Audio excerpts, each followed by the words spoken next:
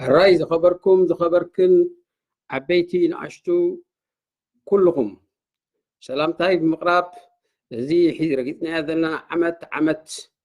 عوت نخون لنا عند تمنه بمذكرتنا كلتاشين 13 سرعيت فورتو كجمريه بزي بمجمار دما بمقصال انتاي مسلال كونتات إرتران تاك يصبينا لون كونتات إثيوبيا ما عنا صلاو سلازخونه انتاي مسلتي كونتات إثيوبيا كريه دحري غزي زترفن مسيلو دما بزعبا تن قداموت مهورات حربኛታት ደቀንስትዮ ኤርትራ ተናይ መጀመርያ ኣብ ህዝባዊ ሓይልታት ሓርነት ኤርትራ ዝተሳተፋ ምሁራት ደቀንስትዮ ኤርትራ ኣብ 1973 ዝተሰለፋ ከመይን እንታይን ቁርብ ክዛረበለን ክፍትኔ ምክንያቱ ዝርስዕ ሰብ ስለ ዘይኮና ግዜ እንተተረኺቡ ማለት ተዘይተረኺቡ ግን ምስ ናይ ጽባሕ ኣብ ናይ ጽባሕ መደበይ ብዛዕባ 1974 بفلاي تأنز نوركو أحدون توم كلتا متأثرتي سمعون إمامن إيمان تشاينان بزعبا أتومن بزعبا زنبرا كونتاتن كزارب كفتني نصبح نلو مجن ندحري أخي لني نايزن دك أنستيو بحتر زبالك كزارب كفتني حراي سرعيد فورتو انتاي لكلمحيتي مجلس هيبا نرى بزعبا تسزوسر وصلتي كلتا سقومتين دحريت حدا سقومتين قميت إلى قريت أينره زي قبل كل خون تاي مالتي حجي أبتي سلتي كل جزء أب حدا سرح استراتيجي سلتنا له حجي استراتيجي خان موضوعات التوازدو سلتي تمرت إخا سلزي أبتي سلتي اندحري اتوسط كا سلتي زي عويتوكا حدا دخمت الله مالتي انتاي تدخمت كتمر مروخت قال لك سلزي أبترحت فورتو اتي علامة اتي استراتيجي قنوع قوة انت نبري اتي سلتقن ጉድለታት ነይርዎ እሱ ስለ ዝኾነ ድማ እቲ ስልቲ ብናተይ ኣገላልፃ ይኹን ወይ ወተሃደራዊ ኣገላልፃ እቲ ስልቲ ክልተ ስጉምቲ ንድሕሪት ሓደ ስጉምቲ ንቕድሚት ተባሂሉ እዩ ዝግለፅ ምክንያቱ ክልተ ስጉምቲ ንድሕሪት ሓደ ስጉምቲ ንቕድሚት ማለት ኣይተዓወተን ማለት እዩ ሕማቃት እዮም ነይሮም ግን ማለት ከም ዘይኮነ ክትፈልጡ ኣለኩም ምናልባት መግለፂ ካልእ ኮይኑ ከይስማዓኩም ስለዚ ብ1913 ዝተኻየደ እቲ መስተንክራዊ ስርሒት ናይ ፎርቶ ትተርግእ ኣነ እኳ ኣብቲ ግዜ እቲ ወዲ ዓሊ ዑስማን ቡሪ ኣዘኻኺሩና ብምባል ተዛሪበ ነይረ ዑስማን ቡሪ እቲ ንናኹራ ኣብ ግዜ መግዛእቲ ጣልያን ንናኹራ ፈንፂጉ ዝወፀ ምስ ጉጅለኡ ማለት እዩ ካብቲ ቤት ማእሰርቲ ናኹራ ሓንቲ ጃልባ ካብተን ኣፅዋርን ስንቅን ዘመላልሳ ዝነበራ ጃልባ ንዓዓ ጨውዮም ካብ ናኹራ ካብቲ ደሴት ናኹራ ተኣሲሮም ዝነበሩ በንጢሶም ንጅቡቲ ዝኣተው ጀጋኑ ሓርበኛታት ኣቦታትና ኤርትራውያን እዮም ሓደ ዕዉት ስርሒት እዮም ኣካይዶም ሕጂ ዑስማን ቡሪ ሰባር ናኹራ ተባሂሉ ዝፍለጥ ስለዚ እቲ ናይ 2013 ስርሒት ድማ ልክዕዩ ንኩሉ እቲ መፈንጠዝያታት ለያ ናይ ፀላኢ ፈንጢሱ ፎርቶ ብምድያቦም ምስ ናይ ዑስማን ቡሪ ምትእስሳር ክህልዎ ከተኣሳስሮ ፍትን ማለት እዩ ግን እቲ ናይ በዓል ዑስማን ቡሪ ስለምንታይ ዕወት ነይሩ ናይዚኣቶም ስለምንታይ ዕወት ዘይኮነ ከዓ እቲ ድኽመት ክንገልፅ ክንክእል ኣለና ኩሉ ግዜ ድኽመት ክትዛረብ ከለካ ሕማቕ ትዛረብ ኣለካ ማለት ኣይኮነን እንታይ ደኣ ክትመሃር ከም ዘለካ ክትፈልጥ ኣለካ ሓደ ጉድለት እንድሕር ጋጢምካ ክትመሃር ኣለካ ምክንያቱ ጉድለት ድኽመት ጌጋ ኣደ ትምህርቲ እያ ካብ ጉድለትካ እንድሕር ዘይትመሃር ኮይንካ ጥራይካ ድንቆሮ ካብ ጉድለቱ ዝመሃር ግን ትዝበለፀ ተምሃራ እዩ ስለዚ ንሕና ካብ ጉድለትና እንታይ ተማሂርና ስለዚ ኣብቲ ስልቲ ዝነበሮ ጉድለታት ገለገለ ዘይምዕዋት ኣጋጢሙ እንታይ ሕጂ እቲ ዕላምኦም እቲ ስትራቴጂ እቲ ኩልና ንጭርሖ ንቃለሰሉ ስትራቴጂ ነይሩ ንሳቶም ዝሓተትዎ ሕቶ እንድሕር ነይሩ ቅዋም ይተግበር እሱራት ይፈትሑ ህዝባዊ ምርጫ ይካየድ ዝብል ኣቃሊሖምን እዮም ዘን ቃላት እዚኣቶም ብመሳኹቲ ቴሌቭዥን ኤርትራ እዚአን ድማ ዝድለያ ዝነበራ ዕላምኦም ኣነፂሮም እዮም ቁኑዕ ሓደ ገስጋሲ ቁኑዕ ናይ ህዝቢ ዕላማ ከም ዝነበሮም ነጊሮም እዮም ስኢልካ ተራ ምንቅስቃስ ኣይኮነን ነይሩ እቲ ዕላማ ግን ኣብ ፎርቶ ደይብካ ነቲ መደበር ቴሌቭዥን ተቆፃፂርካ ዕላማኻ ምግላፅ ሓደ ካብቲ ኣወንታ እኳ እንተኾነ እቲ ስርሒት እቲ ግን እንድሕር ክንሪኦ ኮይና ከመይ ነይሩ እንድሕር ክንሪኦ ኮይና 4 ኮሎኔላት ክሳብ 200 ዝኾኑ ሰራዊት ሒዞም ናብ ፖርቶ ደይቦም እዚ ሰራዊት እዚ ካብ ጾሮና ይተበጊሱ ብዘደንቕ ክእለት ብዘደንቕ ውሕልነት ካብ ጾሮና ታንክታት መካይን ኣምሪሖም እዚ ኩሉ ጎደናታት ነዚ ኩሉ መገድታት ፈናጢዞም ነዳዲ ኣብ ደቂ ኣምሓረ መሊኦም ንኣስመራ ሰንጢቖም ኣትዮም ኣብ ፎርቶም ደይቦም እዚ ሓደ ዓብ ስርሒት እዩ ናታት ቲቪኤር ድማ ተቆፃፂሮም ድማ ነቲ ሓላፊ ናይ ቲቪኤር ክዛረብ ኣገዲዶሞ ማለት እዩ ሓፃር ምስ ተዛረበ ግን እታ ቲቪ ተቋሪፃ ስለዚ ሻዓ ተቋሪፃ ስለዚ ስርሒት ስለምንታይ ኣይተዓወተን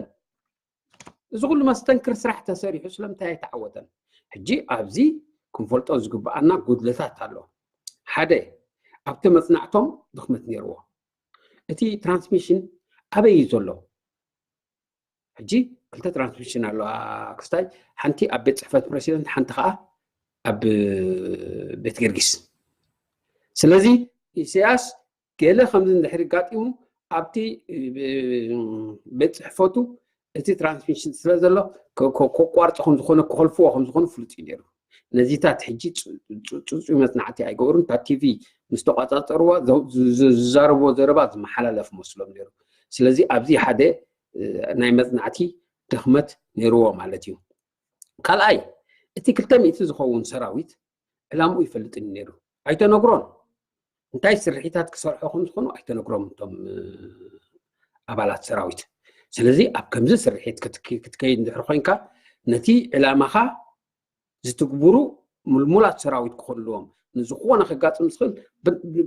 ድዋዕዋዕ ክበሃል ዝኽእሉ ናይ ኮማንዶ ክኾኑ ኣለዎም ነዚ ከምዚ ዓይነት ስርሒት ዘካይዱ እንተዘይኮይኑ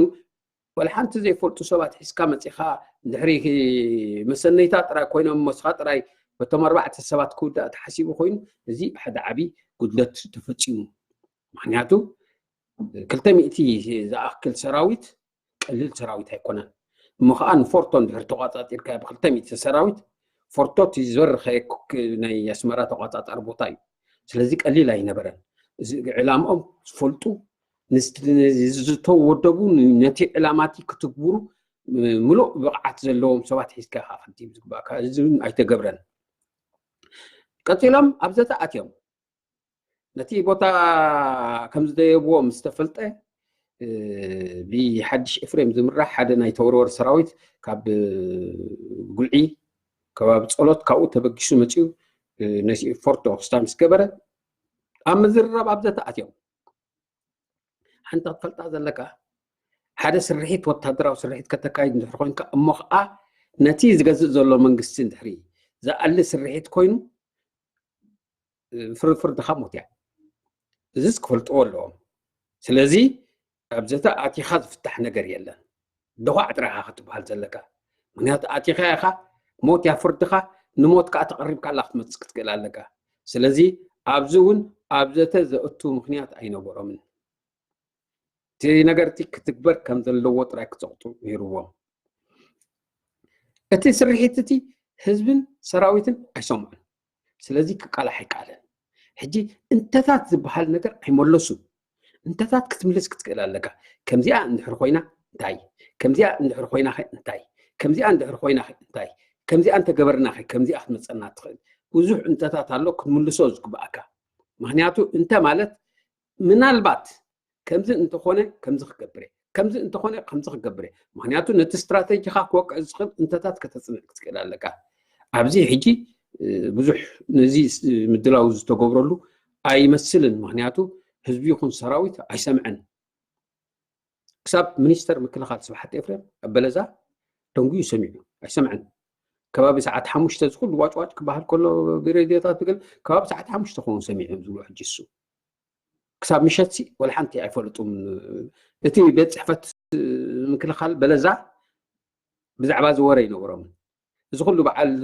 ሓድሽ ኤፍሬም ካብ እዚ ኩሉ መፅኦም ኣብ ፎርቶ እዚ ኩሉ ክስታ ክገብሩ ከሎ ሚኒስትር ምክልኻል ንርእሱ ከማን ኣይሰምዐን ኣብ ከባቢ ኣስመራ ከሎ ስለዚ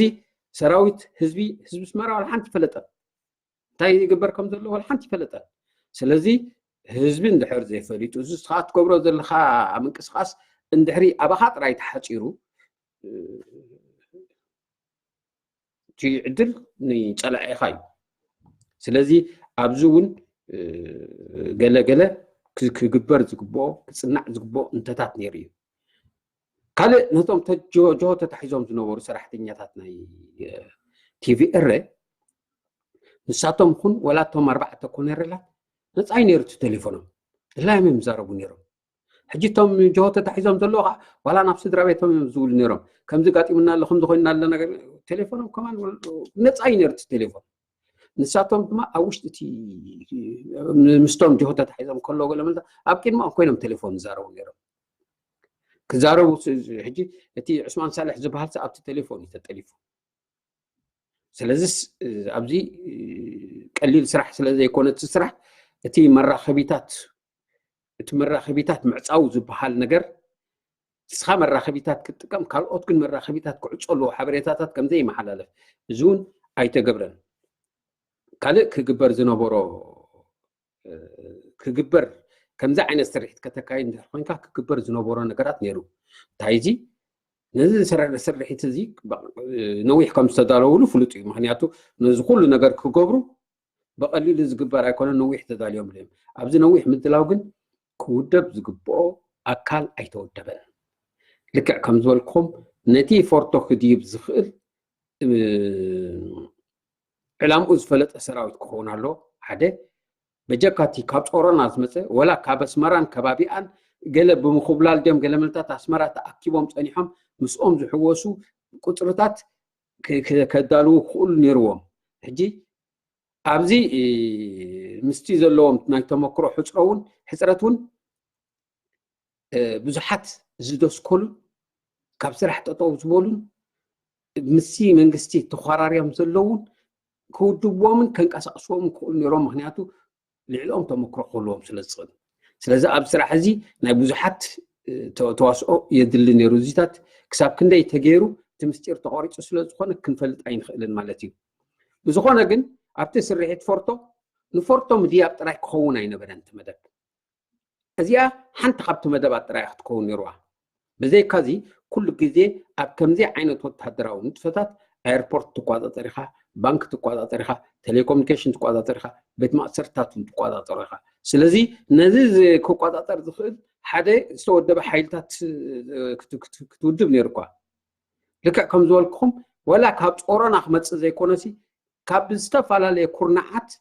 ብዝተፋላለየ መንገድታት ኣስመራ ተኣኪቦም ፀኒሖም እቲ ስራሕ እዚ ጅመረሉ ግዜ ኩሎም ክጥርነፉ ዝኽእሉ መገዲ ክትፍጠር ካል ነይሩ ስለዚ ኣይተገብረን እዚ ተገይሩ ነይሩ ተትኸውን ሓንቲ ነገር ክትፈሽል ከላ ሓንቲ ትዕወት እያ ሓንቲ ኮታ ብዝኾነሲ ንህዝቢ ንምልዓል ዓብ ግደ መሃለዎ ነይሩ ማለት እዩ ካልእ ብጀካ ኣብዘተ خاطو ይነበሮምን ከምቲ ፍልጥያ ምክንያቱ እዚ ብዘተ ዝፍታሕ ይኮነን ምክንያቱ ጀሚርካ ስለ ዝኾንካ ዘቲኻ ክትምሓር ኣይትኽእልን ኢኻ ወላ ንሽዑ ከምዚ ክንገብር ተሓን ገለመልታት ካብ ክስታይኩም ይኹም ገለመልታት ገለገለ ክበሃል እንድሕር ኮይኑ ንፅባሒታ ክትመፀካ ትኽእል ሳዕቤን ክትፈልጣ ክትክእል ኣለካ ስለዚ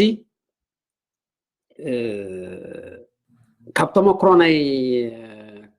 شنكعتم 93 أدمات تقادلتي تمكروا أي قسمه شنكعتم 93 أدمات تقادلتي بميكانايزد إذا تساتفوا ينيرو إذا سواتي أتوم زم حجين تقسم زلنا شنكعتم 93 أدمات تقادل تساتفوا ينيرو ممه تاي عينة تساتفناتهم كساب كندي أدمع ينيرو كالك حتى يقول أنت تساتفوا ممه مهنياتهم دا ميكانايزد يمه حجي سلمتاينا شنكعتم 93 فشيل سلمت توم نتي مقسقاس زمرحو خي انت هاقاطيمو 13 عام تاثيرهم يكون موت مود يكون تفريدهم نيرم تعر كم زحد غاز تغبر لهم غورات قدلي اب قمت اتينا كموت كستاغيرنا يعملنا نبرتا كوميتي موت الى فريداتهم تحرجن مز غبروا ابركتو قالسي قلمنتات قالت هايل حدقات غيرنا لهم 14 عام وديهم موتهم الله بهوت 14 عام تودي موتيا سلازي زياتهم نتا سلاماوي تخونت حتوታት زقربولا كنزز زأسرتهم تانكتا تامريحكا سراوي حسكا مصيخا ግን እንታይ ይዕጫ መፀካ ከምጽል ክትፈልጥ ክትክእል ኣለካ እዝን ዝሕር ኮይኑ እቲ ይክስታይ ትስርሒትካ ናይ ህይወትን ሞትን ቃልሲ ክትምሓር ከም ዘይኮንካ ክትፈልጥ ኣለካ ዝምሕር ስርዓት ከም ዘይኮነውን ተመክሮ ምሂሪ ናይ ህይወትን ሞትን ቃልሲ ከካይድ ይደልዎ ኣብዚ ናይ ህይወትን ሞትን ቃልሲ ድማ ህዝቢ ክፈልጦ ኣለዎ ነዚ ዘካይድዎ ቃልሲ ህዝቢ ክፈልጥ ኣይካለን بوحدو حنت بومبا تكوشان رات تكون حنت مدفع ولا نبتا بيت صحفت نايتي بريزيدنت زبحت فيتان ده فورتو كفورتو كا والله حنت مدفع غيركا باع تزبلوا حدش نجر تفطير له تهزب حنفيش سلاز اتوا اب كمز عينت حنفيش بزح عقور سراوي تعطق سلازلو تجمير ايلو كل سب قوتي حجه ابزنا عخاز دغفن ابزي ناي كاوس فطرن غلغله حينهم صنحوا الذي تغوارتي حدا سكونت قلتيفو اي معرفه نيرو اتي وصيت دما او انتاوي كخون مخاله وي اي مخالن متفتنا نيرغن سلازي ازي كنزارب كلنا نتي زنبره دخمتات كبر زنبورو كله ابغمت نحرتيخا اتي توسيد زنبره سلتي قدلتات نيرو ازي سلازخونه يدما كعوت زي كالن دحر كعوت زي كيل دما كلتا سكونت ندحريت حدا سكونت قيمتي لك هاتقلصو معناتو حدا سكونت قيمت كيدممه تي عوتكن كمص زي كاله كلتا سكونت ندحريت سلازتمرسي ازي ابتي سلتي اب استراتيجي ايكونن استراتيجيهم قنعي نت استراتيجيهم متعوات زوسرو سلتق قدلات نيرو اذا نبل كلنا ግን ወራ ዘሎም አለና ማለት አይኮነ ጅግንነት የምፈጽሙም ትብዓት የምፈጽሙም አቀዲሞም እንገልጽልኩም ነዚህ ትብዓትን ጅግንነትን ዝፈጽሙ ግን ዝተማልአን ኾን ከማልኡ ዝግቦም ነገራት ነይሩ ኣብዚ ሕጂ ከይፈለጥና ዝሓለፍና ገለ ነገራት ክህሉ ክእልኹ ኣብዚ ስርሒት እዚ ዝጠለሞም ሰባት ክህሉ ወይ ሓደ ካብቶም ዝጠለሞም እቲ ዑስማን ሳልሕ ዝበሃል ክፍለ ሰራዊት ሒዙ ኣብ ሰረጃ ዝነበረ እዩ ንሱን نبيني كفل السراويت عزاز كفل السراويت تباهيل تا كفل السراويت هيكونت نكتدفنهم سلازس نسو نتا كفل السراويت سودا ديبوان اتصليوان كصنح نيرو نبيني زغبرو خستات يلا نعوش زمو كلا فالفق جمير نسو قال بعل من تساتفو زفلت نغير يلا حجي تسرحيت فورتو بعل من تساتفو مو زفلت نغير يلا بتجيتي مسار نيرو كل استأثر جنا بسرعة فورتونير ندات وحلة رئيسة ببعلو زاربولو جي أبتي جزيتي مجمريا كم أبتي من قصة ندات خير خلو كأو قط تركوا وصفتهم نماني الهنجمة ينيرو نماني الهنجمة دسكيلو مست منقستي أم السحاب أتي سلز نبرة كاب عصب تسوي عمتي أبس مرة شغلة ألبو ديزو سلز نبرة دسكيلو سلز نبرة نسو أبتم قصاص كله خير زميل ترتاري قدني روان كوين قلتفهم كستاق قبرو خيلو إن نتبعيتو شما أسرون ني عمر طويلون مكوم عينات كستات أما كتالات يوم مالتي شعو مشات كمان هيت أسرن عمر طويل سلازي زم كلتا جنرال هستي أتوم عن جماعة كم زي بلو تفليتو عمر طويل كان يروديو زميل حطو له حجي سلمتاي تأثير عمر طويل عزازنا هي سرحيت دوب سلز قونا دي تأثيره معناته حدا سرحيت كفتسام كله تي قدلت ناتكا ندهر خوينو كساب موت زغط سقنتون صدقاء وتادراوي استاد بخومو ديام أسيرما ويس أبتي سرح نيرو تدخون عمر طويل قالت كابتي سرحت قالوا تشيت متراعي نيرو زي أوادات بوم قرب كستايز خوني يمسك حجيب على المصطفى نور حسين على عبد الله جابر نيروم قال ملتاتي لهم سبازار انا بمن تامر دياتهم كنورو يقولوا يميل امنني مخنياتو مصطفى نور حسين شعو تمقصاص ابز نبرو لكتي دواروا نيرو تليفون سايلنت كيرو عطيوا مصطفى تلكم مصطفى تمسكر تليفون عطيوا لتنقر فشيلو مستحلقه تليفون خفيتوا أبيكم زلوا تفليتو كل مصوت بهاي تأثير عبد الله جابر تي زلع على نايت حلفي زبال ناي سكيورتي حلفي بسخران زفلت نسو دما تصطا نايت حجر كسباب كم زي درجه زبصح أبي نيرو نعون سيبهم تقديقهم سلازي إزوم سبات زياتو أنا خنقركم إزوم سبات زياتو حدا عقم يبلهم كالاي نخمزة عينت كوجوز خلو سوات يكون مهنياتو إسياس حلي تران كنو رزخلو مصطفى نور حسن أب علي قدر سرحتنيا دابارا طولو تراكتر يزور نيرو حرستاي زمناو حرستاي وهم يدحر ميدا مسمت أدما ماكينة يزوري تبحيلو أو تستاقيرو بيلوها بقلن شو شران دا قبري أبورت سودان بتصحفت عيسو انت زي كوينو بقعات العقل زلو سواء يكونن كارتا حصاتن مستخصتين يتحضر إذا آتم حدا كم زي عينات مقصقص قبر إذا سبعلو أبت سرحيت تساتيفون كم زي خوينم دالة تلا يزهب مرقا قتي يقولو من توم تزارو معناته أبزن أي ديس إنفورميشن كزي سب ببنا تاعت تزارو مرقا قتي كنيلا حنت زفلت أنا ندحرلا مصطفى تليفون عجيب تانقر في شيلام استهلت كاف تليفون كفت أمصو تبعيلو عبد الله جابر دما أقربو تبعيلو أبي سياس حازو أمصو تبعيلو أمصو يومو كسيل تصبح زقلتي بعلو إسياس كيترفه بيدي أتيوه دعوة عبيلهم تم ناتو عصبات اللو تم قلقلتي باروتنا إسياس نصهم كله زعلة بعليبهم مليمة كساب حلوات وزت كويني بيت ما أسرتاتي قد كي طعمي ما أتيوما أبي ينيرو حجي بزعبا سرحيت فورتو ምስጢር ናይ ስርሒት ፎርቶ ተዓቢጡ እዩ ዘሎ በዓል መን እዮም ጠሊሞም ጥልመት ከም ዘጋጠመ ፍሉጥ እዩ በዓል መን እዮም ጠሊሞም እንታይ እቲ ጥልመት ዝፍለጥ ነገር የለን እምበር ኣብ ዞባ ደቡብ ዝነበሩ ኩሎም ሓለፍቲ ተኣሲሮም እዮም ናይ ፖሊስ ኣዛዝ ተኣሲሩ ናይ ፀጥታ ሓላፊ ናይ ዞባ ደቡብ ናይ ፀጥታ ሓላፊ ናይ ኤርትራ ናይ ኣመሓዳሪ ዞባ ደቡብ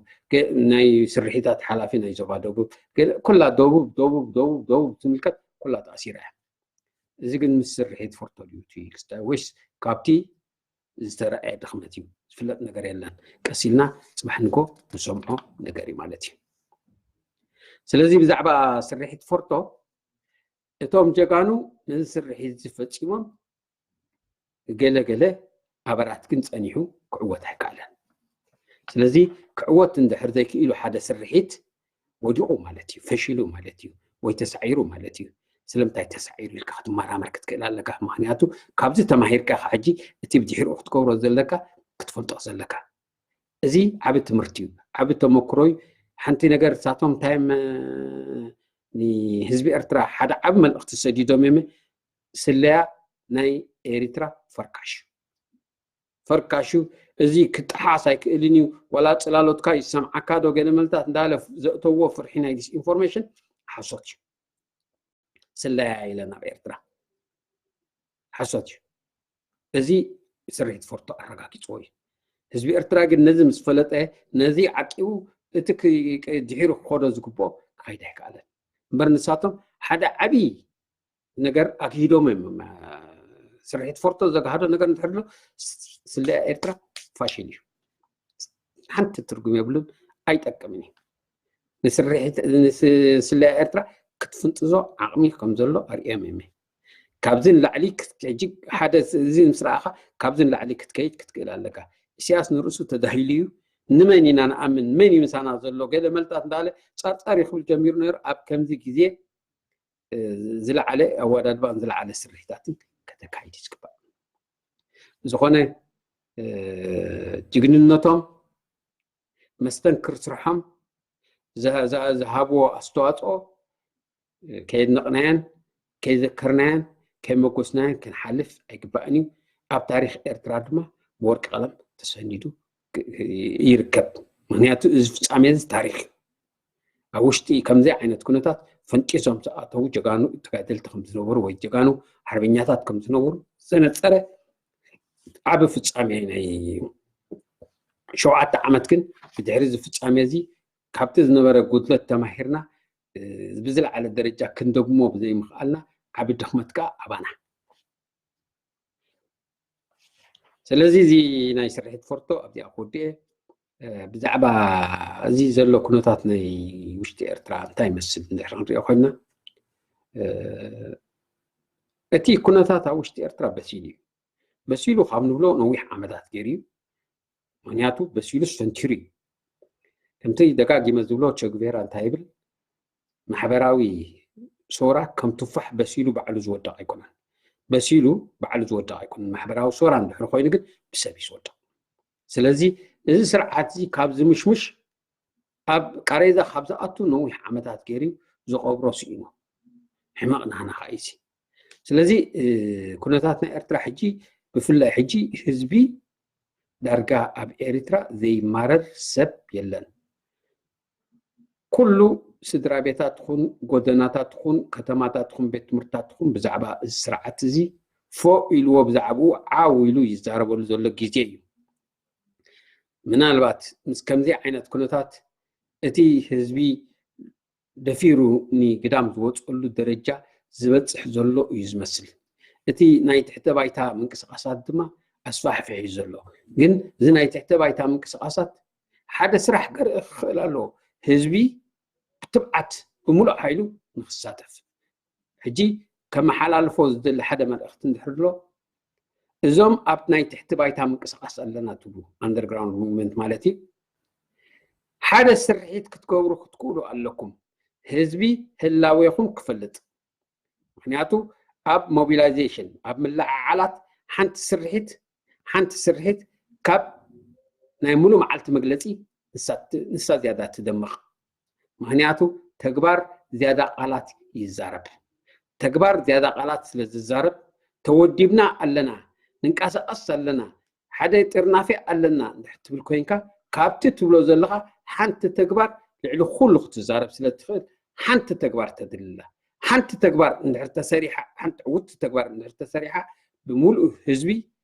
እቲ መቃልሕ ክሰምዖ እዩ መቃልሕ ናይ ተግባር ክሰምዖ እዩ ብምሉእ ህዝቢ ድማ ሎም ሞራሉ ሰማይ ክስቀል እዩ ኣብ ሓደ ግዜ ድማ እቲ ዕስለ እቲ ህዝቢ ክዓስሎ እዩ ነቲ ምንቅስቃሳት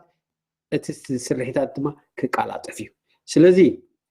ናይ ተግባር ግዜ ክኸውን ክኽእል ኣለዎ እምበር እንድሕር ንሪኦ ኮይና ጉዳይ ኤርትራን ኢትዮጵያን ብባዕዳውያን ብኣሜሪካ ስዑዲ ኢማራት ከም ዝዝወር ዘሎ ኣቐዲምና ንዛረበሉ ነርና ሕጂ እሞ ኣብ ቃልዕ ወፂኡ ስዑዲ ዓረብ ተዛሪቦም ትራምፕ ተዛሪቦ ኣሜሪካ ኢማራት ዝገብርዎ ዘሎ ኩሉ ንሪኦ ኣለና ልኡላውነት ኤርትራ ተደፊሩ እዩ ልኡላውነት ኤርትራ ብበዓል ስዑድን ብበዓል ኢማራትን ተደፊሩ እዩ ተደፊሩ ጥራይ ዘይኮነስ ንኣብን ንኢሳያስኑ ኣብዚ ዘብፅሕዎ ንሳቶም ከም ዝኾኑ ምዝ ናይ ኖብል እዛ ናይ ኖብል ሽልማትን ብዙሕ ተቂማሃና ትራምፕ ኣነ ዝገበርኮ ይብል በዓል ስዑዲ ድማ ንሕና ዝገበርና ይናብል ብዙሕ ነገራት ኣቃሊዑ እዩ ስለዚ ጉዳይ ኤርትራ ባዕዳውያን ዋስኡሉ ከም ዘለው ሓደገኛ ከም ዝኾነ ድማ እዚ ከነስተፍለሉ ክንክእል ኣለና ጉዳይ ኤርትራ ኣብ ኢድ ባዕዳውያን ኣትዩ ዘሎ እዚ ሰብኣይ እዚ ድማ ንኤርትራ ድምፂ ማፃእ ከጥፋእ ኢሉ ኤርትራ ባህል ሃገር ከምዘይ ትህሉ ንምግባር ዝገብሮ ዘሎ ቃልሲ ክንቃላጠፍ ኣለና ምስ ምርጫ ኢትዮጵያ ንሪኦ ናይ ጎበጥ ሕልሚ እውን ኣብዚ ግዜ እዚ እንዳዓበየ ይመፅእ ዘሎ ምክንያቱ እቶም ጎበጥ ሕጂ ኣብዚ ግዜ እዚ እቶም ንኤርትራ ከልሕቕዋ ዝደልዩ ኤርትራ ክፅምብርዋ ዝደልዩ ከም መጓሳጎሲ ንፓርቲኦም ጎስጓሳት ድሮኳ ጎስጓስ እኳ ተዘይተጀመረ ከተንብሁ ግን ጀሚሮም ኣሎ ኣብቲ ጎስጓስ ዝጅመረሉ ግዜ ግን ክዛረቡ ከም ዝኾኑ ፍለጡ ምክንያቱ ኢትዮጵያ እንታይ እዮም ኢሎም ዝዛረቡ እሳቶም ኢትዮጵያ ናይ ባሕሪ ወደብ የድልያ እዩ እዚ ኢንተርናሽናል ሕጊ እዩ ገለ ኢሎም ከምኡኑ ዝፍትኑ ሰባት ኣለው እዚኣ ዘረባ እዚኣ ኣብ ብዙሓት ኢትዮጵያውያን ክትከይዳ ምክንያቱ ኢትዮጵያ ላንድሎክት ክትከውን የብላን ብመሬት ጥራይ ተሓፅበት ክትከውን የብላን ዓለማዊ ሕጊ የፍቅድ እዩ ወደብ ክህልዎ ኣለዎ ገለ መልታት ገለ እንዳበሉ እቲ ሕልሞም ንዝትግብርሉ ኣብ ህዝቢ ኢትዮጵያ ጎስጓስ ክጅምሩ ምዃኖም ምዝ ምርጫ ናይ ኢትዮጵያ ርዱ እዩ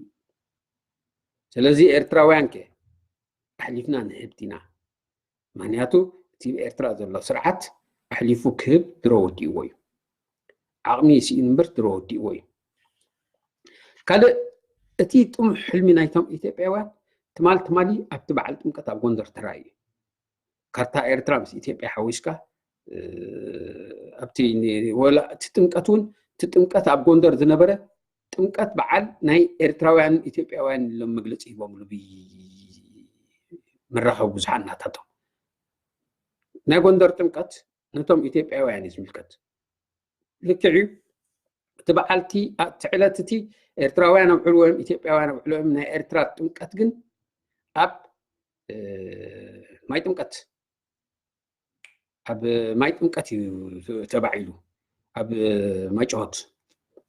ስለዚ ኩሎም ምእመናን ዘለዎ ኣብ በዓል ኣብ ማይ ጥምቀት ኣብ ማይ ጨወት ተኻይዱ እዩ ናይ ኤርትራ ሕጂ እቲ ናይ ኢትዮጵያ ግን ኢትዮጵያውያን እቲ ሰመረ ርእሶም ዝብልዎ ከዳሚ ናይ ኢሳያስ ንሱ ስለ ዝተሳተፈ ኤርትራውያን ኢትዮጵያውያን ክንበሃል ኮይና ካሊኡ እቲ ምስሊ እውን ተራእዩ እቲ መግለፂ ሰሚዕና ኢና እዚ ከዳሚ ናይ ኢሳያስ ብዛዕባ እዚ ወላ ሓንቲ ተቃውሞ ክገብር ኣይተረአየን ስለዚ ፀላእትና ንርአዮም ልኡላውነት ናይ ኤርትራ ብሕጓ ክጎብጡና ከለዉ እዚ ደረጃ ብደረጃ ኣካይዳ እዩ ሓንቲ ክንፈልጣ ዘለና ምናልባት ቶም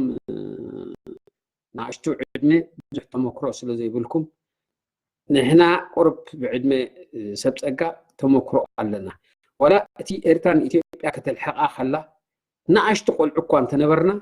እቲ ታሪክ ግን ንዓናሲ ብቐረባ እዩ ዝፅልወና ነይሩ እቲ ታሪክ እንዳዓበና ስለንመፅእ ዝነበርና ነርናይና ብሂወት ግን ቆልዑ ስለ ዝነበርና ኣይንፈልጦን ኢና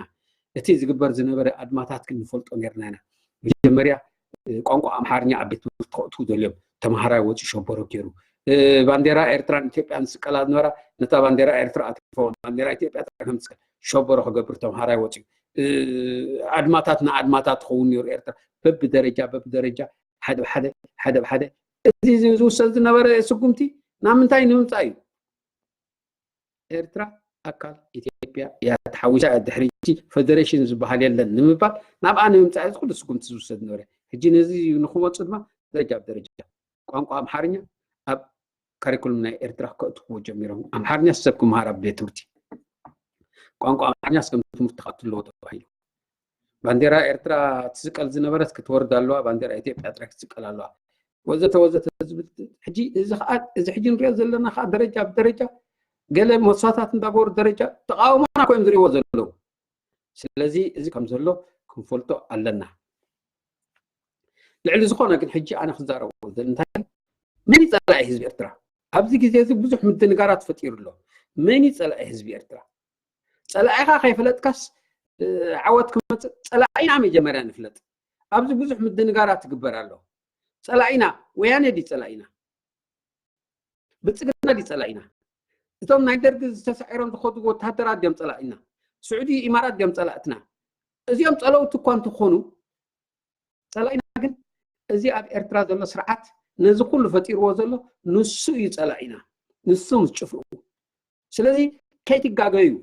እዚ ወያነ እዮም ፀላእትኩም ከምዚኦም ፀላእትኩም ገለ እንዳበሉ ጌጋ እዩ ብዙሓት እንጀራ ወያነ ክበልዑ ኢሎም ዝኸዱ ድሓር እንጀራ ምብላዕ ምስ ከልእዎም ወያነ ቀዳማይ ፀላኢና ኢሎም ዝዛረቡ ጌጋ እዩ ምክንያቱ እንታይ ትገብር ትኸዶም ንወያነ ድሓር መቃለሲ ባይታ ናይ ኤርትራውያን ኢትዮጵያ እዩ ዝበሃል ዘረባ ተደጋጋሚ ዝረብ ነይሩ ይንቃወሞ ነርና ኢና ኢትዮጵያ መዝለሊ ባይታ ጥራይ ክኸውን ዝግብኦ ስፕሪንግ ቦርድ ዝበሃል ኣሎ ኣብ ስልቲ ናይ ሓደ ኤክስታት ስፕሪንግ ቦርድ ካብኡ ዘሊልካ ናብ ኤርትራ ክትኣቱ ኣለካ እንድሕሪ ኤርትራ ዘይተኣቱ ኮይንካ ኣራጢጥካ ኮፍ ኢልካ እንድሕር ትበልዕ ኣለካ ንሶም ከዓ ድላዮም ክገብሩካ እዮም የብልዑኻ ድላዮም ከዓ ገብሩካ ስለዚ ዘሊሉ ዝኣተወ የለን ንኤርትራ ዘሊልካ እንድሕር ዘይተኣቱ ኮይንካ ከም መዝለሊ ባይታ እንድሕር ዘይተጠቒምካ ዘሊልካ እንድሕር ዘይተኣቱ ኮይንካ እንድሕሪ ከብልዑኻ ኮይኖም ድላዮም ከዓ ክገብሩካ እዮም እዚ እቲ ድሓር ዝብላዕ እንድሕር ከሊኦምካ ከዓ መፂኻ ክትጭንጥረ ፀላኢና ፍሉጥ እዩ ስርዓት ኢሳያስ እዩ እዚ ስርዓት ዝእለይዎ ንእለዮ ንሱ እንድሕር ተኣልዩ ምስ ኩሎም ጎረባብትና ዝምድናና ባዕልና ኢና ንውስኖ ባዕልና ንክንውስን ግን ዓድና ክንሕዝ ኣለና ዓድና ንክንሕዝ ድማ ወያነ ይኮኑ ንዓና ዓጊቶምና ዘለዉ ሕማቕና እዩ ዓጊትና ዘሎ ንሕና ኢና ሓሚቕና ኤሪትራውያን ባዕልና ሓሚቕና ኣለና ሕማቕና ሕጂ ናብ ባዕዲ ናብ ካልኦት ኣይንልግቦ እዚ ናይ ሰነፋት እዩ ናይ ሰነፋት እዩ ሕማቕና ንሰከሞ ሕማቓት ኢና ንሕና ሕማቓት ስለ ዝኾንና ድማ ይተዓወትና ሕማቕና ግን ናብ ካልእ ኣይንልግቦ ንበርትዕ ሞ ነቲ ስርዓት ሞ ንእለዮ ዓድና ሞ ንቆፃፀር መን ይክደፍረና ዝደፍረና ሰብ የለን ዝመፅእ ከዓ ክንምክቶ ኢና ክድዕመስ እዩ ፍንጭ ክቆርፍ እዩ ስለዚ ናብዚ ንኸይንበፅሕ ግን ሰኢልካ ሃለውሎ ኣየድልየናን እዩ ንዓና ብልፅግና ድላዮም ዝዛረቡ ወያነ ድላዮም ዝዛረቡ سعود عرب إمارات سكلمنتات كتفحفح لهم فتنو نزل سرعات زي دعميسنا نوت أين إحنا نسعرني ساس ني إمارات كنسوقهم خلينا أوكي مريتنا لو مريتنا كم مريتنا كنسوقهم خلينا ما حجي إمارات طلعتنا أوشت إرتران عاتهم بيتاز زوبهم طلعي أوكي وين أخمطنا اليوم ني إرتراخ استعقل ني وين كن عقتهم خلينا مهنياتو مريتنا ندحرحزنا من يخدفرنا سلازي زي النجر عين الزارب مهنياتو صلاينا ازي اب إرترا زلو ጭፍራ مس سعبتي ازي من صلات حزب إرترا ازي من إرترا بحدغ اتيوما زلو سلازي اتطنقي اتي كله نزي زغبر زلو كيفلطكا اب كاله مخات صعبينو كبيديو سلازي ازي سرعات سيغن كما يجرينا أنا خقاط أطرنا خير زلوا وي أنت هزي يزج وحد شفرازي حدا سب مسجل قربات شفرا خوين نيرترا خمس جير خقاط أطراز خلاص كما يجري حدا سراوت حزلوا نسراوت أدم كيرو حزوا زتبه هلا زجبر سراوت أبقى سرعت الله كلاي ملو فاينانس نايت هكر أبقى تري زلوا نت فاينانس تما أبرب حزبي إرترا زي كونس أبرب حويزو على زلوا إذا مرة خبوزان حنتي مرة خبوزان زلا ناتو ترى سخاني حصوت مع كنيا سيرفين زوتروس يعتبر سيرفين زوتروس مالتك حصوت مقلات مالتي بقالوا يترجموا سيرفين زوتروس أنا كولا إرترا خلقوا سيرفين زوتروس كلهم حساوي سيرفين زوتروس معناته تا تي في إر سيرفين زوتروس تلصف أقول له تحكي مالتي بقالوا ندر ترجم كه تي قالوا جنا يكون ترجم تا تلفزيون تجبره تجبره سلسلة سلكة ويتي ماس ميديا تجبره تجبر سلسلة سلكة نحصت مع كنيا اوكي حجي من حصت مع كان ما من حزب إرترا زي اللي نقر كوري تراي خالد صدتا ناي إرترا تقاطعتي الوي صدتا زي تقوم سبات 300 300 ندخفله كتاب تبار تخيتك سلي ناي بيرا ناي قلمتات كخفل كاي أبل كوهابة كاي قلن داول صدتا تقاطعتي رما معات عشا سبك أيزلون بيجي تي روح حاز عشا وتعزم دناتات أبقى تطري معناها تخوم سلزخونه نعوم بحاجز ناي وتاي يتطول زلا زي نربح حزب إرترا دو قلمتات فحال ساكتي ربع حبرت حجزوه أمريكا حجزوه إذا مع الإمارات السعودية حجزوه قطر حجزوه نرى ليبيا حجزوه نرى ببعلنا بعد وين تطول زلا زي ناي وتعزم دناتات تزربحوا فريتو ينقص له سلازي إذا ندحر خوينني سرعة سياسة تطابلو زلو كما قرنا نحنا نروح حنا نغيره نفك نحسب نكلال لنا حجي كما قرنا نروح حنا نغيره حدا سراويت نروح حاها قيرة تخنكا نقحت كتدلو بوقت كلال لك قوس كبروا للو مهنياتو نروح كل سرحو نروح حزبي كبر كتخلالو نزي أنا قحتي أدمه باري عم خانو أقول قلت نبارنت كم زلك فلت خلالو سراويت زي عفليتو بزي دموز عدمو مولو كرتت ندابله نبرا يقول لقلي يقولوا ينبر كم زلو كابزي دما بزخونه مبصعي يكون قلمنتات كعشو خم زي يقولوا نقحات كتدلبالو كتهاجركا نساتم زي كون زوننا وانا مخان خفلت خلالو نساتم ما يكون زوسنلو تقاداسي ناي حبت هاجر كون خلالو سلازي تجزأ خون يقول نساتم كجايتلو سات السوق كجزاء يكونن سلازي نزي نقحات كيلو لو نزخ فنتزو سلازي سراويت إرترا كل عقمي أبيت كايو نسخاتي جزء زلخة تجزيكا أكن تخيد نابرا خاخت بكبر هاجر نات كايا كاب هاجر تقعد سن ختكون كل تعدل أبيت كايو زلو مكت نربحها نتأخذ وتصبو نابرا تصبو هيوت كتحلف أب هاجر كا قويتا نختكون بالسلام نختنبر مس درابيت كان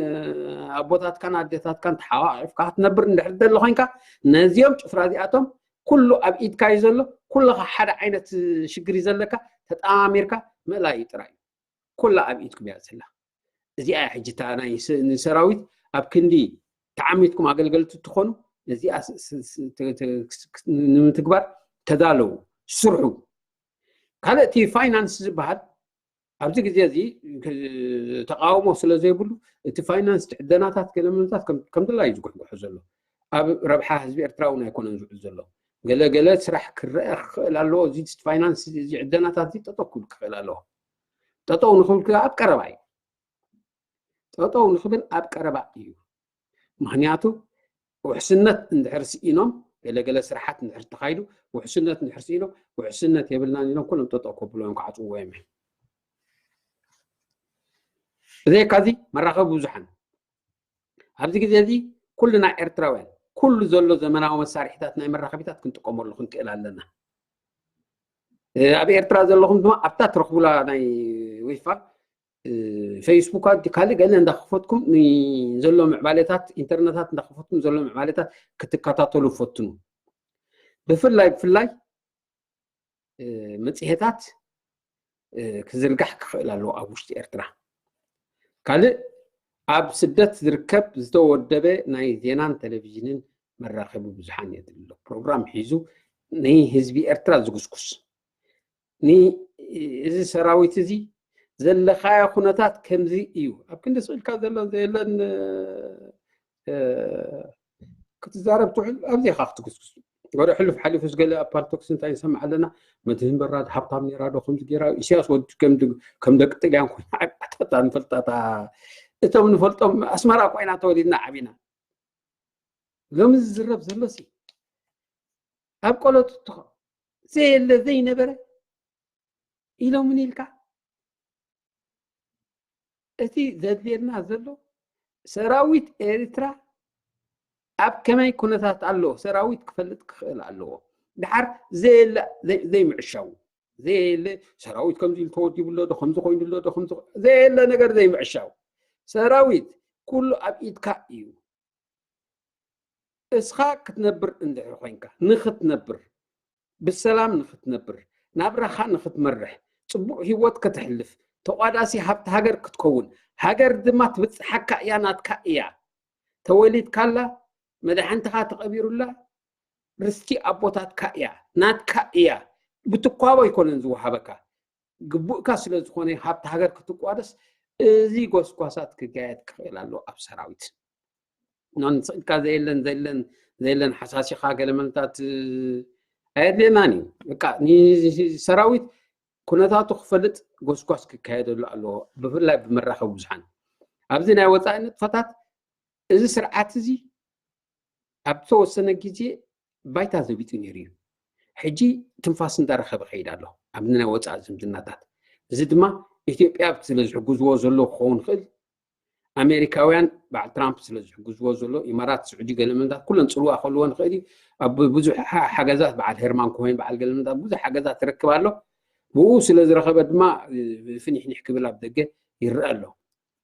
ኣብ ተወሰነ ግዜ ግን ባይታ ዘቢጡ ነይሩ እዩ ባይታ ዘቢጡ ከሎ ክሳዱ ክዝበጥ ነይርዎ ሕጂ እውን ኩሉ ማዓፁ ናይ ወፃኢ ንክዕፆ ብፍላይ ምሁራት ኤርትራውያን ኣብ ዝተፈላለዩ ፅፍሒ ናይ ዝተፈላለያ መንግስታት ሃገራት መንግስታት ዘለኹም እዚ ማዓፁ ዝዕፀወሉ መገዲ ክትቃለሱ ክትክእሉ ኣለኩም ምክንያቱ እዚ ህዝቢ ኤርትራ እንዳተሰቃየ እዚኣቶም ኩሉ መፋትሕ ተኸፊትሎም ክዕንድሩ ኣይኮኑን ብዛዕባ እቲ ፀጥታ ተቆፃፂርዎ ንብሎ ዘለና እቲ ፀጥታ ጥንቃቐ ጥራይ ዘድሊ ምክንያቱ ናይ እዝኒ ንብሎም ፍሉጣት እዮም መን እዩ ስርዓት ኢሳያስ ዘገልግል ዘሎ እቶም ብረብሓ ሃነፍነፍ ኢሎም ፈርዓርዕ ኩሉ ዝውዕሉ ዘሎ ፍሉጣት እዮም ድሓር ዓያሹ ስለ ዝኾኑ ነፍሶም ኣቃሊዖም እዮም ዝኸዱ ሕጂ ጥንቃቐን ውሕልነትን ሓት ፀጥታ እዚ ንህየ ከተፍርሶ ስርሒት ፎርቶ ድማ ፀጥታ ኤርትራ ኣይሰርሕን እዩ ኣርያትና ፀጥታ ኤርትራ ሓሶት እዩ ከምዚ ዋላ ፅላሎትካ ቆፃፀርዎን ዝብሃል ኣይቆፃፀርዎን እዮም ታንክታት ከይተረፋይን ሰንጢቆን ሓሊፈ ስለዚ ኣይንዓሹ እዚ ልዕሊ ኩሉ ግን ኣብ ሰራዊት ብቕዕ ጎስጓስ ክካየድ ክኽእል ኣለዎ ብተደጋጋሚ ጎስጓስ ክካየድ ኣለዎ ኣብ ልዕሊ ሰራዊት ኤርትራ ሕጂ እውን ኣነ ዘሕልፋ መልእኽቲ እንድሕርላ ሰራዊት ኤርትራ ኣብ ባርነት ኢኻ ዘለኻ ሃብቲ ሃገር ይምልከተካ እዩ ርስትኻ እዩ ተቋዳሲ ናይ ሃብትኻ ክትኮን ኣለካ እዞም ባዕዳዊ መበቆል ዘለዎም ንኤርትራ ዘመሓድሩ ዘለዉ ኣይናትካን እዮም ፅባሕ እውን ኣይክጠቕሙኻን እዮም ምክንያቱ ሃብቲ ሃገርካ ድላዮም ክገብሮ ኣይተፍቅድ ተቋዳሲ ሃብትኻ ክትከውን ካብ ባርነት ክትገላገል ሃገርካ ክትሕሉ እንድሕር ኮይንካ ካብ ባርነት ተገላጊልካ መስልካ ተሓሊልካ ናብራኻ እንዳገበርካ ምስድርኻ ተሓዋቒፍካ ደቅኻ ወሊድካ ደቅኻ እንዳዓበኻ ደቅኻ እንዳምሃርካ ሓንቲ ብልፅግቲ ኤርትራ ክትሰርሕ እንድሕር ኮይንካ ነፃ ክትወፅእ ትክእል ኣለካ ነፃ ንክትወፅእ ሰራዊት እቲ ብረት ኣብ ኢድካ እዩ ዘሎ እቲ በትሪ ኣብ ኢድካ እቲ ተመን ኣብ እግርኻ ርእሱ ጨፍጭፎ ተመን ሓንቲ በትሪ ርእሱ እንድሕር ዒብካሉ ተወዲኣ ጎሰስ እዩ ዝተርፍ ስለዚ ኣጆኹም ኣጆና ጥራይ ክብል ዝደሊ ምዚ ኣተኣሳሲረ ኣብቲ ሳልሳይ ገፅ ክኸይድ ብዛዕባ እዚ ዘሎ ኩነታት ናይ ኢትዮጵያ ንዓና ኣዝዩ ፀልወና እዩ ብኸመይ ይፀልወና ምክንያቱ እዚ መጀመርያ ኣብ ጎረቤትካ ዘሎ ፅቡቕን ሕማቕን ይፀልወካ እዩ ናይ ሱዳን ይኹን ናይ ጅቡቲ ይኹን ናይ የመን ይኹን ናይ ካልኦት ይኹን ኣብ ከባቢኻ ዘሎ ይፀልወካ እዩ ምክንያቱ ምስ ጎረባብትኻ እንድሕር ቀሲኖም قربابتها سلام نحرلو مسخاون سلام نحر خوينم نعخا ጽቡቕ እዩ ከምኡ ስለ ዝኾነ ኩሉ ይጸልወና ብፍላይ ግን ናይ ኢትዮጵያ ኣብዚ ግዜ እዚ ንኤርትራ ንምልሓቕ ኣብ መንጎ ኢሳያስን እቲ ኣብ ኢትዮጵያ ዘሎ ዕሸል ኣብን ዝግበር ዘሎ ዘይቅዱስ ዝምድናታትን ንዕኡ ዝምውላ ዘለዋ ናይ ባዕድ ሃገራትን ብዙሕ ጸሊላ ከም ዘሎ ፍሉጥ እዩ ስለዚ እንታይ መስልቲ ኩነታት ኢትዮጵያ ክጸልወና እንድሕር ኮይኑ ኸ እንታይ ይመስል ትዕድላት እስኪ ንርአዮ ኣብዚ ግዜ እዚ እቲ ህወደግ ዝበሃል ገዛኢ ፓርቲ ናይ ኢትዮጵያ ፈሪሱ እዩ ድሮ ምፍራሱ ብወግዒ ኣውጆም እዮም ሕጂ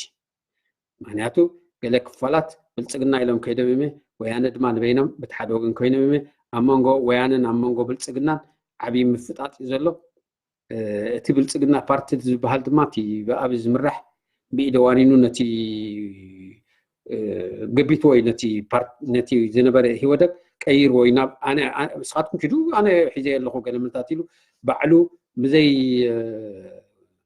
ጉባኤን ብዘይ ክስታይን ባዕሉ መራሒ ባዕሉ ወዳቢ ባዕሉ ኩሉ ክስታይ ኮይኑ ሓደ ነገር ተፈጢሩ ኣሎ ውሽጢ ኢትዮጵያ ሕጂ ከምዚ ክግበር ከሎ ኣብ ውሽጢ ኢትዮጵያ ሕጂ ምርጫ ኣብ ውሽጢ እዚ 6-7 ወርሒ ምርጫታት ክግበር ስለ ዝኾነ ነዚ ምርጫታት ምድላዋት ክግበር ከዓ እቶም ፌደራላውያን ዝበሃሉ ከዓ ጥርናፈ ይገብርሉ ሕጂ ኣብዚ ግዜ እዚ ወላቲ ወያነን ኦነግን ዝበሃሉ ኣብ ሓደ እንዳመፁ ኣለዉ ምክንያቱ ፌደራላዊ ስርዓት ክተርፍ የብሉን ብቋንቋና ክንመሃር ኣለና ክልልና ባዕልና ክነመሓድር ኣለና ዝብሉ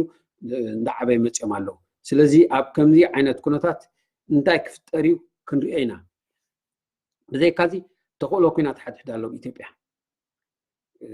ተኽእሎ ኩናት ሓድሕድ ኣብ መንጎ ኣምሓራን ትግራይ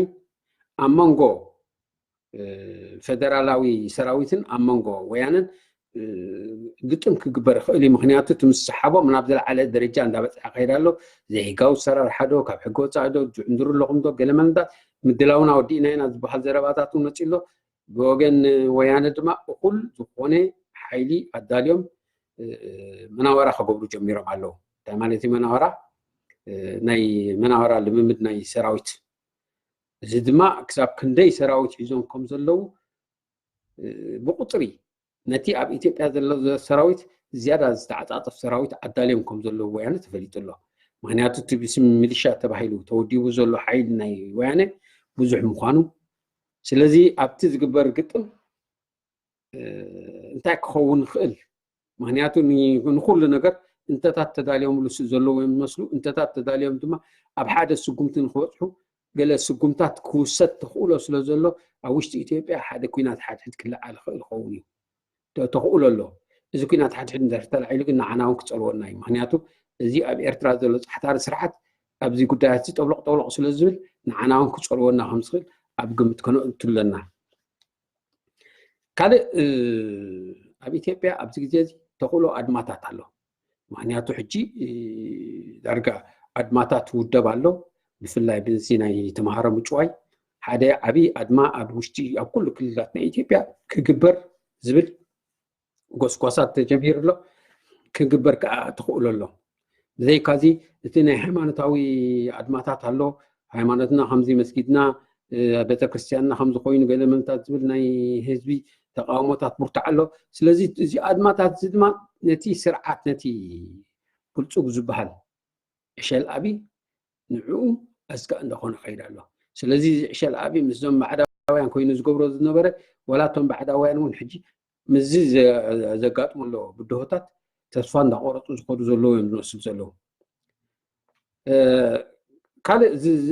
እዚ ኣብይ ዝብሎ ውልቀ ምልካዊ ኣካይዳ እዩ ዝኸይድ ዘሎ እንታይ ማለት ሕጂ ተምሃራይ ናይ ኢሳያስ ስለ ዝኾነ ከም ተምሃራይ ናይ ኢሳያስ ድማ ሓደ ናይ ምፍራሕ ባሕሪ ኣለዎ የፈራርሕ እዚ ናይ ምሳሌ ኣይኮነን ወላተን ኣብ ብልፅግና ኣትየን ዝበሃላ ዘሎ ፈሪሄን እየን ኣትየን ዘለዋ ገለ ዝግበር ምፍራሕ ኣሎ ስለዚ እዚ ሰብኣይ እዚ መልሓሱ ካልእ እንዳዛረበ በቲ ከዓ ናይ ምፍራሕ ስጉምቲ ዝወስድ እዚ ፅባሕ ብዙሕ ክገሃድ እዩ ወላ ዘጥፍኦም ሰባት እውን ክህሉ ይኽእል እዩ ንዓቶም ምልከት ግን ክገሃድ እዩ ካልእቲ መራኸቢ ብዙሓት ተቆፃፂርዎ እዩ ካሜራማን ሒዙ ከይዱ ቦጥ ከስቱ ከሎ ትሰኣል ጉሓፍ ክጉሕፍ ከሎ ትሰኣል ቡን ከሳሱ ከሎ ገለ መንታት ትሰኣል ገለ ካሜራማን ሒዙስ ነቲ ቴሌቪዥን ኣቃልቦ ናቱ ጥራይ ከም ዝኸውን ገይሩ ክተገብራሉ ብዘይዚ ካብ ከም ተምሃራይ ናይ ኢሳያስ ግልጽነት ዘይብሉ ካይዳ ይስኸይት ሕጂ እዚ ናይ ተምሃሮ ቅድሚ 2 ወርሒ ዝተገብረ ኣብ 2 ወርሒ ደረግ በፂሕሎ ኣይተገልጸን ምክንያቱ ክሓቅዎ እዮም ዝፍትኑ ናይ ውሽጣዊ ጉዳይ ይሓቅዎ እዩ ሕጂ እታ ቆልዓ ዝሃደመት ጥራይ ከተጋልጾ ኢላ እሳ ስለ ዘጋለጾቶ ኣቃልቦ መራኸቡ ብዙሓን ስለ ዝሰሓበት ክቃልዓክ እምበር ይሓቅዎ እዩ እሱ ንዑ ሓቢኡ ኣብ ኣዳራሽ ከምዚ ጌርና ናይ ሚኒሊክ ከምዚ ጌርና ዶ ከምዚ ቦጠማ ያስየዶ ገለ መልታት እንዳለ ንሰብዕ እሹ እዚ ናይ ዲስኢንፎርሜሽን ተኽእሉ ልዑል እዚ ድማ ካብ ኢሳያስ ልዑል ተምሃራይ ናይ ኢሳያስ እዩ እዚ ሓደ ካብቶም ዲስቲንክሽን ተምሃሮ ዝበሃል ናይ ኢሳያስ እዩ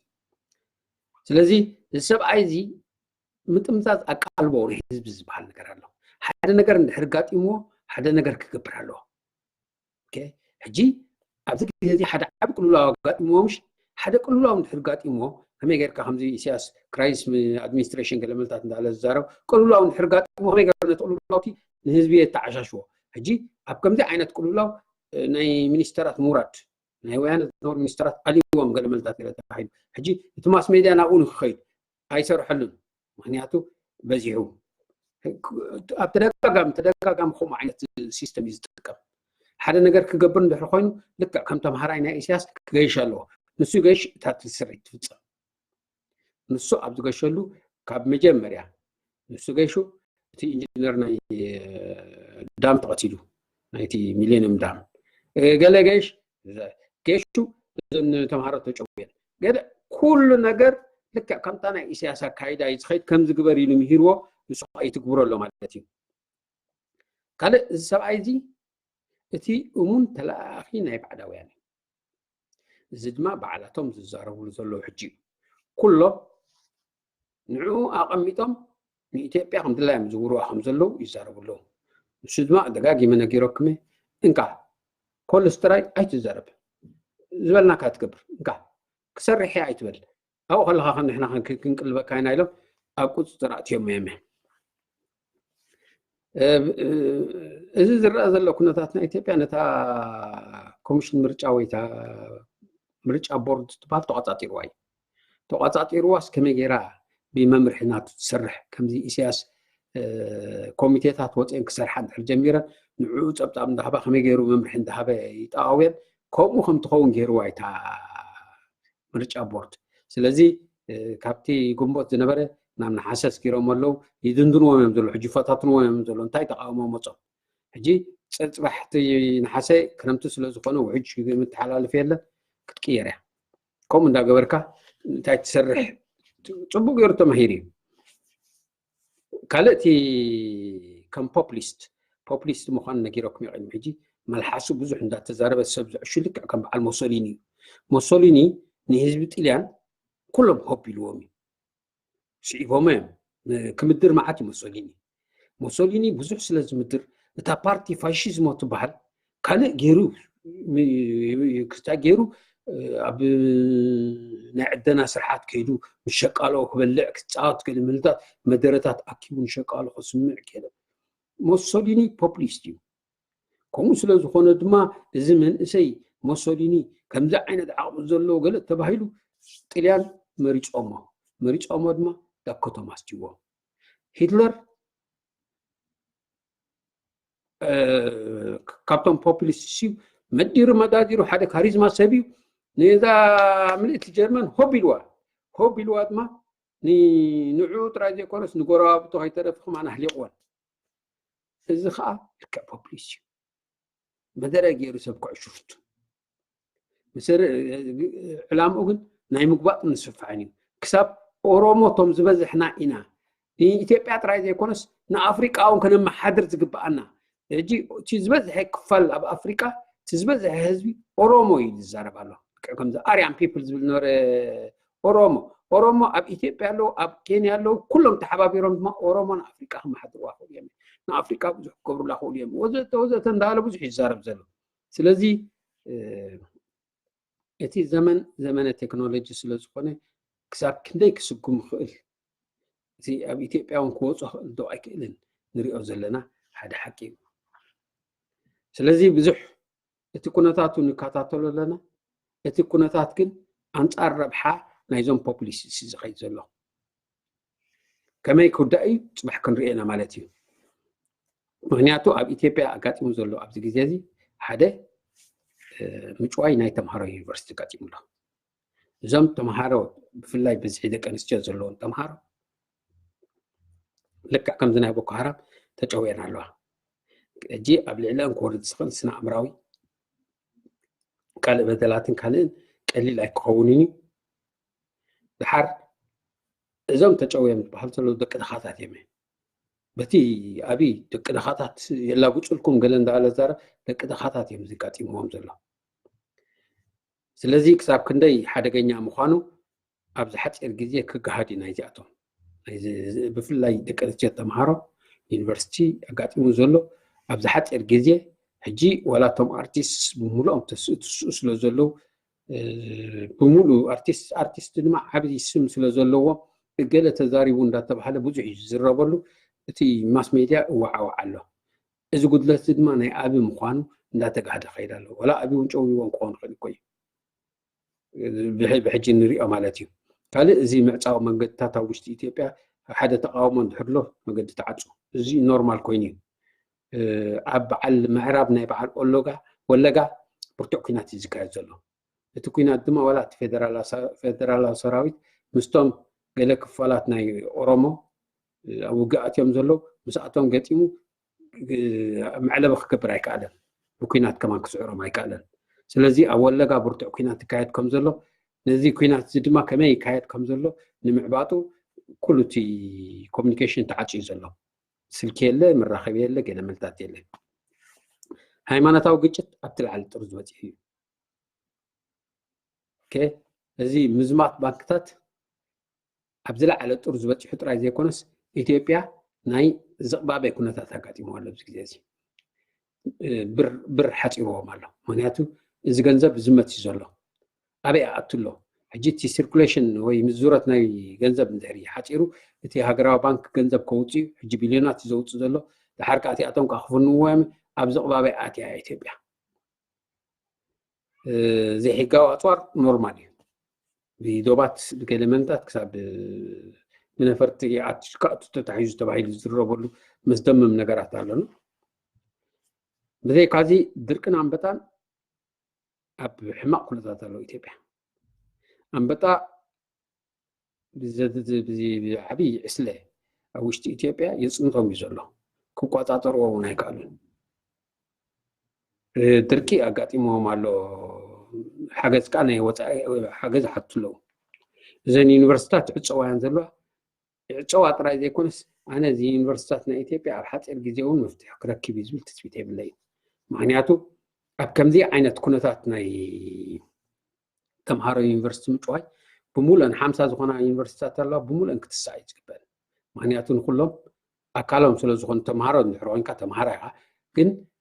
ኢትዮጵያ ዩኒቨርሲታት ኢትዮጵያ ተኸፋፊሉ እዩ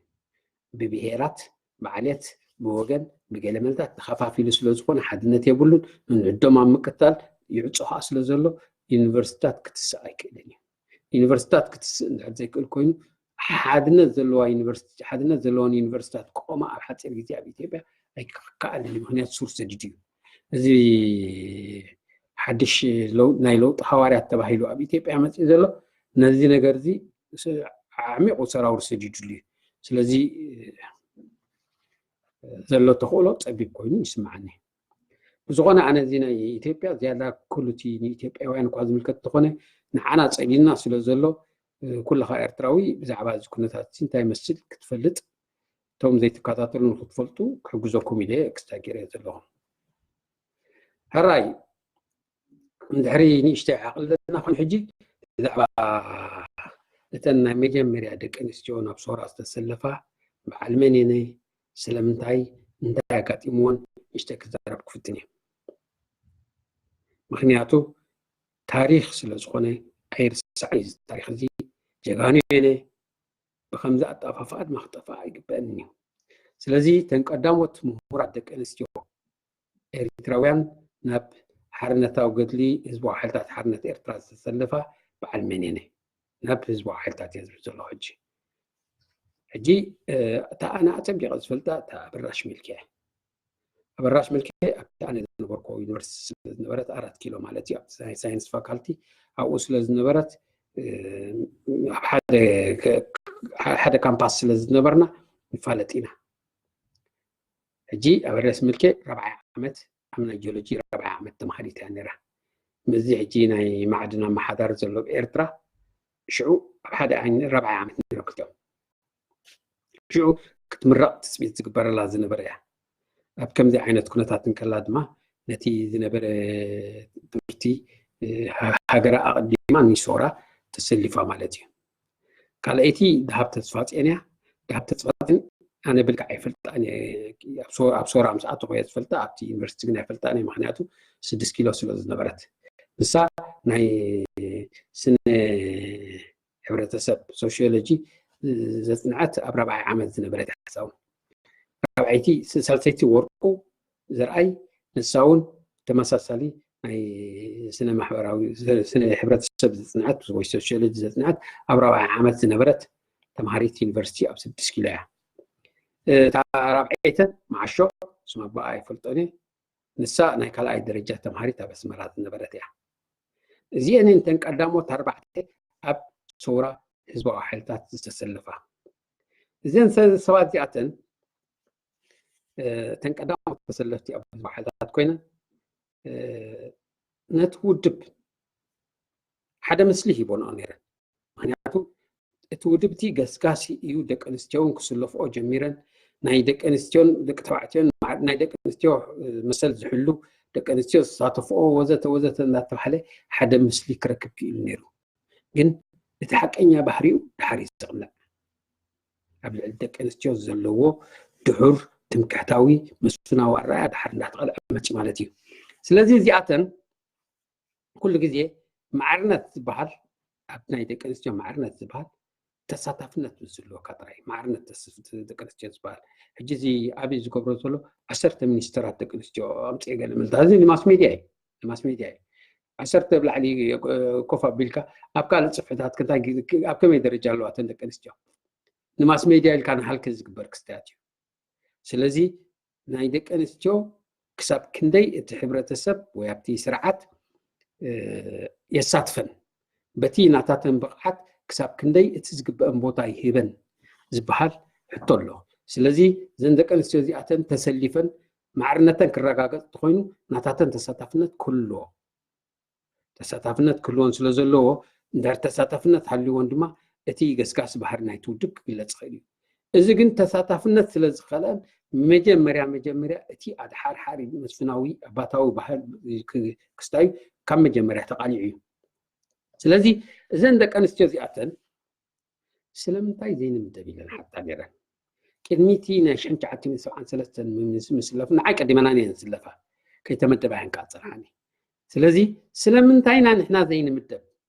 ኢለን ይሓታ ነይረን እዚ ድማ ንመሰለን እየን ዝሓታ ዘለዋ ጀጋኑ እየን ንመሰለን እየን ዝሓታ ዘለዋ ምክንያቱ ዓቕሚ ኣለዎን ኣብ ዝኾነ ቦታ ክጋደላ ስለዝወፅኣ ኣብ ዝኾነ ቦታ ክሳተፋ ክኽእላ ኣለዎን ስለዚ ነዚ መስፍናውን ትምክሕታውን ኣባታውን ኣረኣያታት ክምጥስኦ እንድሕር ኮይነን ክምደባ ክኽእል ኣለዎን ነዚ ንምግባር ድማ ተደጋጋሚ ሕቶታት የቕርባ ነይረን እዚ ነገር እዚ ን6 ወርሒ ክኸውን ብዘይ ዝኾነ መደብ ናይ ስራሕ ከይተዋህበን እንክል ዝገብርዎን ስለ ዝነበሩ መደብ ናይ ስራሕ እውን ስለ ዘይተዋህበን እዚኣተን ንመሰለን ንማዕርነተን ክማጎታን ክጣበቃን ምሁራት እየን ድማ ዓቕሚ ድማ ኣለዎን ተስየን ምስቲ ናይ 1973 ምንቅስቃስ ድማ ሓደ ካብቲ ጉድለት ደቂ ኣንስትዮ ዘይምስታፍ እዩ ስለምንታይ ዘይንሳተፍ ኢለን ንሳተን ርእሳተን ብኣካል ንመሰለን ጠጠው ኢለን እየን ዝከታዓ ነይረን ስለዚ እዚ ዝተፈላለየ መልክዕ ክወሃቦ ትፍቲን እዩ ኣነ ኣርኪበለን ስለ ዝኮንኩ ነዘን 4 እዚኣተን ኣርኪበለኒ ኣብ ሜዳ ረኺበኒ እፈልጠን እየ ሕጂ ንኣሽቱ ስለ ዝኾና ብዙሓት ካብቶም ክስታይ ሕጂ ንኣብነት ተኽሊ ሸሪፍ መጀመርያ ናይ ወርቂ ክረኽባ ከሎ መርሓባ ማንጆስ ክለይ ሰላም ኢልዋ سلام يلو ما جوش أجوا قال من تات قال يلو استقبل ولا نسيت كوا قال مسروش بس سبيدو مغنياتو أي سمع عندك أنا استيقظ تسلفها حجي كل سبب كهذا مجمر مغنياتو حدش نجر كوين وبفلاي نتوم كاب دهرت بلا ما بقول سموتو حجي حدش نجر كأصل زخونه أبدو برخازسي تندك أنستيو بخمين كقصلا نتوم هورات أي تقوموني نتوم كانوا تقوموني سلزي بخمزي حجتي انتهي زبل لا تحساس باي نوت حجي زين دحر مستيو تعاو سنسي صوتاو سمعتات كتسعين خمزتو ناتهم تمسفنا وين بعد سياس زبقس وزرباي مخنياتو التعبابي كاي بعد اسياس كم تحسوا التعبابي مخنياتو بعد اسياس امدا كوماريتي عبي بنفس النوت زرع بزح حماق نغرات الله حجي حماق التعبابي سلازعبه حماق تمرتي سلازتمهره ازي امنزرانت كلملتات ابتي እንዳመስተይ ዝላሞዶ ዘሎ ዝፈልጦ ዘሎ ምክንያቱ ኩልና ንፈልጦ ሓደ ሓቂ ኣሎ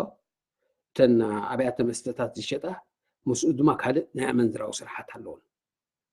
እዚታት ክርኢ ከሎ ኩሉ ነገር ብከምኡ ዝኸይድ እዩ ዝመስሎ ኣብ ተዓባቢኡ ልዕሉ ትምህርቲ ዘለዎን እየን መፅአን ዘለዋ ምሁር ከዓ ኣይፈቱን እዩ ንሱ ምክንያቱ ልዕሉ ስለ ዝኾና ልዕሉ ትምህርቲ ኣለዎ ንሱ ኣብ ቀዳማይ ዓመት ዩኒቨርሲቲ ኣብቲ ናይ ልደት ኣብኡ ተሰጊጉ ክሓልፍ ስለዘይከኣል ተሰጊጉ ስለዚ ክሪስማስ ግራጁዌት ስለ ዝኾነ ልዕሉ ሳተን ራብዓይ ዓመት ግራጁዌት ዝገብራሉ ዝምረቃሉ ግዜ በፂሐን ስለ ዝነበራ ልዕሉ ትምህርቲ ስለ ዘለዎን ልዕሉ ትምህርቲ ዘለዎ ድማ ኣይቅበሎን እዩ ምስቲ ድሑር ኣተሓሳስቡ ደሚርካ ሕጂ ኣብ ልዕሊ ጓል ኣንስተይቲ ክህልዎ ዝኽእል ክስታይ ቀሊል ኣይኮነን ምክንያቱ ብኮምፕሌክስ ዝዓበየ ሰብ እዩ بكومبلكس عبي سبي سياس أزيو كومبلكس زلوا سبيو ولا تمرتحجي سياس بجذا خنشان دي جذا خنشاي جذاوتو هجي أبتن بحلقة تمرتكاتون مجمرة جزء كي تمزجبي عاتيو شعتي حلقة تعال في نهاية تمرت في دلات زمر مالتي بأذن وتيتو ياتسيو أوتيو كي كفل خمار مخنياتو توم كارات كلهم توم دك غزاوتو دك